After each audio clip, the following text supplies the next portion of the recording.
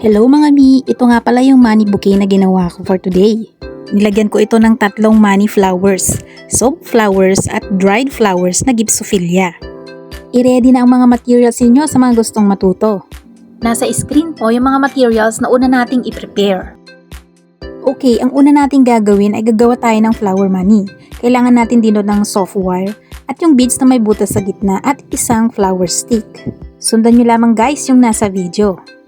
Sa isang flower money ay kailangan lamang natin ng 5 pieces na paper bills. Sundan nyo lamang ulit guys yung video.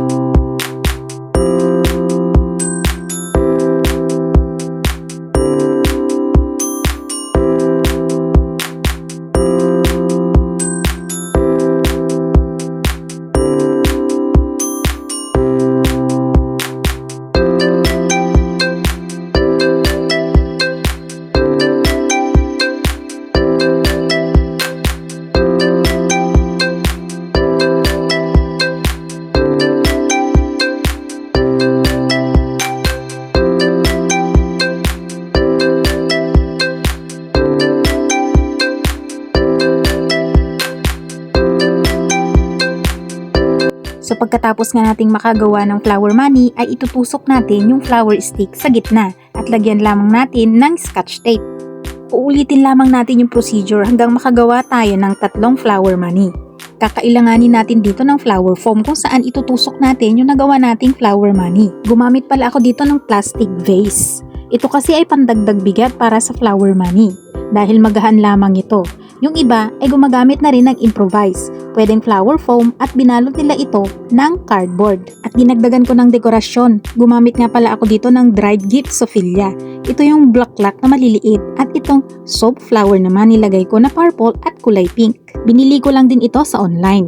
At pagkatapos ko ngang maayos yung mga bulaklak ay gumupit naman ako ng soft paper.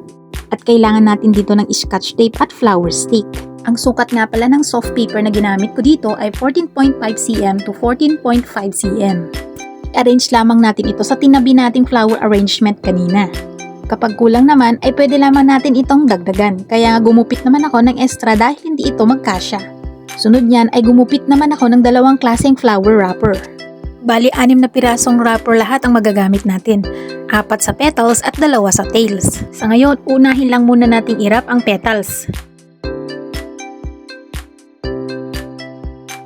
At pagkatapos kong makat ay itinabi ko nga muna ang pink and yellow wrapper. Unang ilalagay natin ay ang purple. Ifo-fold ko siya guys ng ganito. Sundan lamang sa video.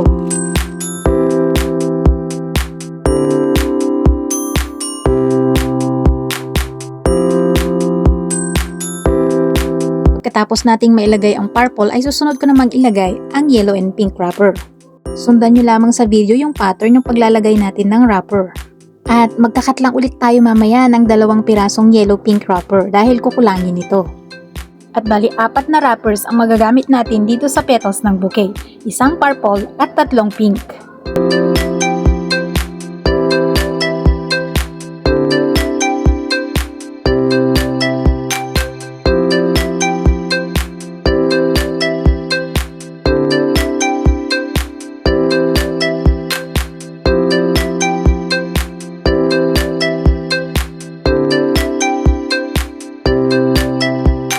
Pagkatapos nga natin malagay lahat ng wrapper, kailangan natin dito ng double-sided tape. Lalagyan ko ito sa likod. Double-sided tape yung ginagamit ko dito dahil kung maglalagay tayo ng scotch tape ay pangit siyang tingnan.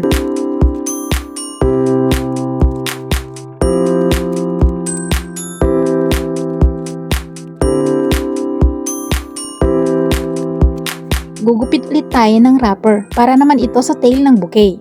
At 2 piraso yung magagamit natin sa tails.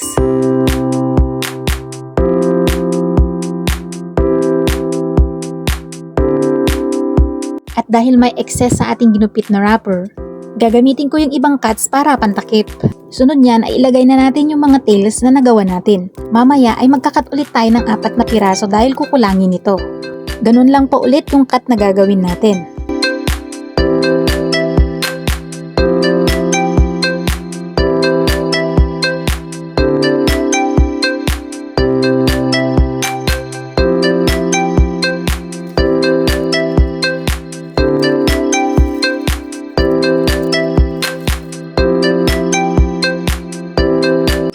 Pagkatapos nating mailagay yung mga tails ay ilalagay naman natin yung ribbon.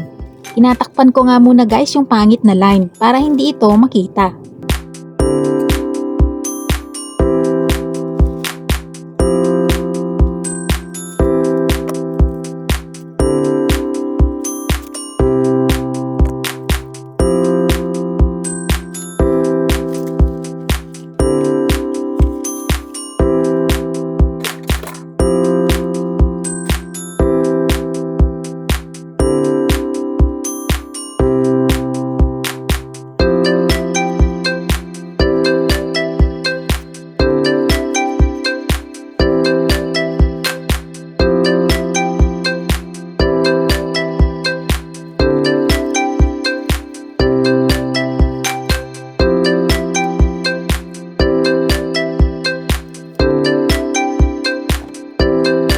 Pagkatapos nating malagay yung ribbons, ay maglalagay ako ng butterfly, dagdag dekorasyon na rin niya.